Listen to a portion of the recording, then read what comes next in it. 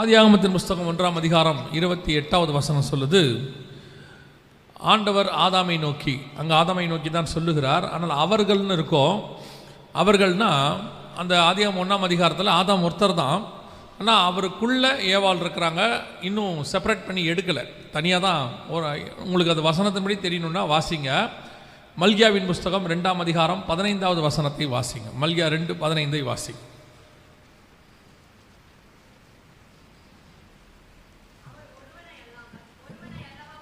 அவர் ஒருவனை அல்லவா படைத்தார்.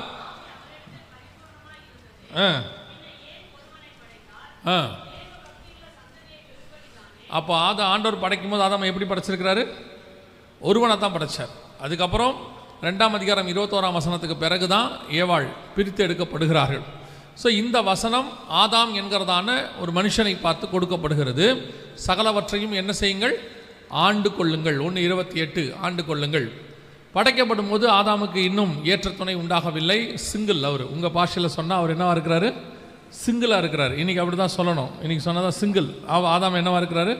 சிங்கிளாக இருக்கிறார். ஸோ அதுக்கப்புறம் தான் ஏவாள் பிரித்தெடுக்கப்படுகிறார்கள். இன்னும் சொல்லப்போனால் நம்ம பாஷையில் சொன்னோம்னா அவர் ஒரு வாலிபனாக இருக்கிறார். ஏன்னா ஆண்டவர் படைக்கும் போது ஆதாமை கிழவனெல்லாம் படைக்கலை. அவர் படைக்கும் போது வாலிப பிராயத்தில் தான் படைக்கிறாரு.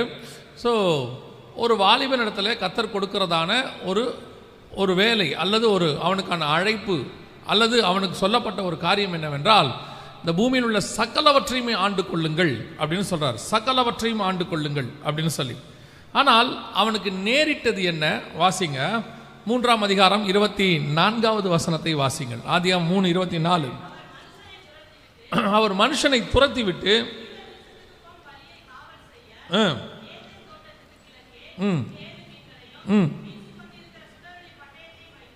நல்லா கவனிங்க.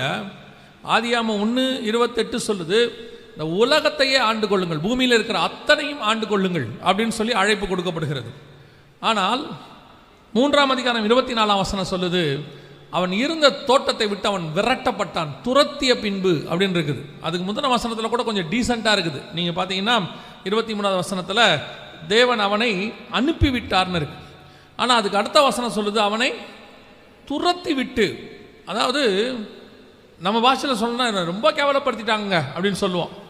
அந்த வீட்டிலேருந்து என்னை துரத்தி விட்டாங்க, ரொம்ப கேவலப்படுத்திட்டாங்க அப்படின்னு. அது ஒரு கேவலமாக நடக்கிற விஷயந்தான் அது, துரத்துறதுங்கிறது. என் வீட்டில் இருக்காத வெளியே போ அப்படின்னு சொல்கிறது தான் துரத்துறது.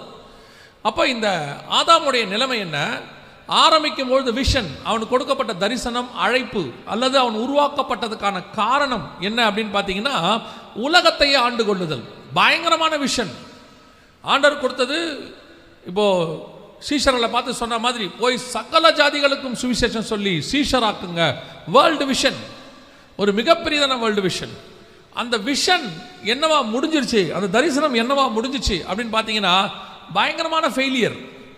எப்படிப்பட்ட ஃபெயிலியர்? அந்த இடத்துலேருந்து துரத்தி அடிக்கத்தக்கதான ஃபெயிலியர். வெளியே போ அப்படின்னு சொல்லி துரத்தி அடிக்கிறார். ஏன் இப்படி ஒரு கேவலமான நிலைமை அவனுக்கு ஏற்பட்டது?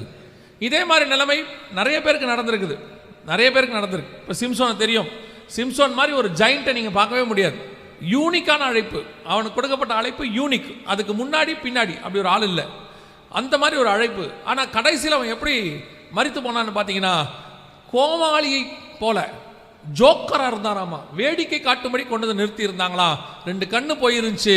கர்த்தருடைய கிருபையினால அவன் மரணம் கர்த்தருக்குள் இருந்துச்சு. ஆனால் அவனுடைய உலக பிரகாரமான முடிவு ஒரு கோமாளியை போல அவன் மரித்து போனான். எல்லாருக்குமே கர்த்தர் அப்படித்தான் ஒரு அழைப்பு வச்சிருக்கிறார். ஈச் அண்ட் எவ்ரிபடி, நம்ம அத்தனை பேருக்குமே ஒரு ஹெவன்லி விஷன் இருக்கு. பொதுவாக நாம் அதை பற்றி யோசிக்கிறதே இல்லை. நம்மளை பொறுத்த வரைக்கும் நம்ம ஒரு அப்பா அம்மாவுக்கு பிறந்தோம், வளர்றோம், நமக்கு ஒரு ஆம்பிஷன் இருக்குன்னு சொல்லுவாங்க. என்னன்னா, எதிர்காலத்தில் என்ன படிக்கணும், என்ன பண்ணணும், எப்படி வரணும். கொஞ்சம் பேருக்கு அமெரிக்காவுக்கு போகணும், கொஞ்சம் பேருக்கு இங்கேயே சாதிக்கணும், இன்ன ஃபீல்டில் சாதிக்கணும். இப்படி நமக்கு நிறையா ஒரு எண்ணங்கள் இருக்குது, தரிசனம் வச்சிருக்கிறோம், முயற்சி செய்கிறோம். அதெல்லாம் குற்றமாக சொல்லலை. ஆனால் படைத்த தேவனுக்கு உங்கள் மேலே ஒரு திட்டம் இருக்கிறது. God has a heavenly plan. அவருக்கான ஒரு பரலோகத்தின் தரிசனம் நமக்கு ஆண்டவர் இந்த பூமியில் கொண்டு வந்ததுக்கு ஈச் அண்ட் எவரிபடி எல்லாருக்கும் இருக்கு. ஆதாமிலிருந்து கடைசியாக யோவான், வெளிப்படுத்தின விசேஷம் கொடுத்த யோவான் வரைக்கும் ஒவ்வொருத்தர் மேலேயும் ஒரு பிளான் இருந்துச்சு. தாவீதெல்லாம் பிறக்கிறதுக்கு 8 வருஷத்துக்கு முன்னாடியே பிளான் அவன் மேலே இருந்துச்சு. மோசேக்கு ஒரு பிளான் இருந்தது. பிறக்கும் பொழுதே மோசேக்கு ஒரு பிளான் இருக்கிறது. யோவான் ஸ்நானகன் பிறக்கிறதுக்கு முன்னாடியே அவர் மேலே ஒரு பிளான் இருக்கிறது. இப்படி ஒவ்வொருத்தருக்கு மேலேயும் கர்த்தருடைய திட்டம் இருக்கு. ஆனால் அந்த திட்டம் கடைசியாய் நல்லபடியாக முடியுதா? அதான் கேள்வி. நல்லபடியாக அது முடியுதா? ஒரு காலேஜில் போய் நீங்கள் சேர்றீங்க, காலேஜாக 3 வருஷம் முடிச்சிடலாம், தப்பே கிடையாது, எல்லாரும் முடிச்சிடும். ஆனால் சர்டிஃபிகேட் கொடுப்பாங்க, கோர்ஸ் கம்ப்ளீட்டட்னு ஒரு சர்டிஃபிகேட் கொடுப்பாங்க. ஆனால் அரியஸே இல்லாமல் முடிச்சுட்டு வெளியே வர பாருங்களேன், அதுக்கு இதுக்கு என்ன இருக்குது? டிஃப்ரென்ஸ் இருக்குது.